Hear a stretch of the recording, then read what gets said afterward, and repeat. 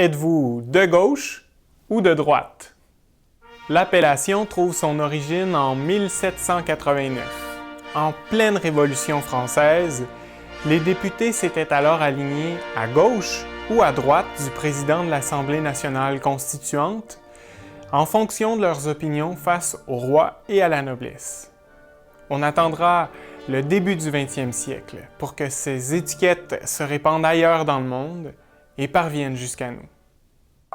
Si les politologues tentent de définir le spectre gauche-droite dans une typologie bien circonscrite, les partis et les idées politiques se polarisent le plus souvent dans trois grandes familles: la gauche, la droite et le centre. On dit que la gauche favorise l'égalité pour tous et que la redistribution de la richesse y est organisée à travers d'importantes interventions sociales. À droite, on défend une plus grande liberté pour les citoyens en cherchant à minimiser les interventions de l'État. Et au centre, on cherche à faire la part entre les deux.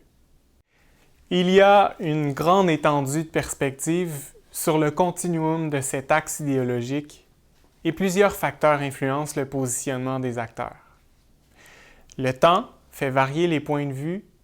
Par exemple, le PLQ des années 60, des années 90 et celui d'aujourd'hui n'ont pas toujours évolué exactement au même endroit sur l'axe gauche-droite.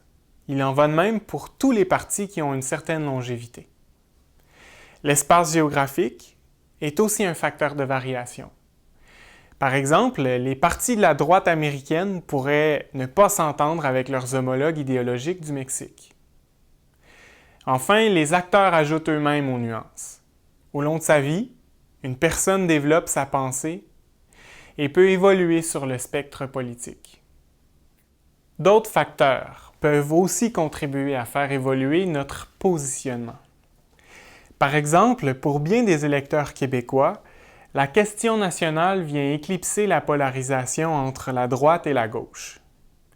Ceci étant dit, certains considèrent l'axe classique gauche-droite moins pertinent. Ce serait plus souvent le cas chez les jeunes générations qui s'y retrouvent plus difficilement. On peut se sentir ni de gauche ni de droite, mais retenons que cet axe nous aide à comprendre et à organiser les différentes positions des partis, ainsi qu'à éclairer nos propres choix.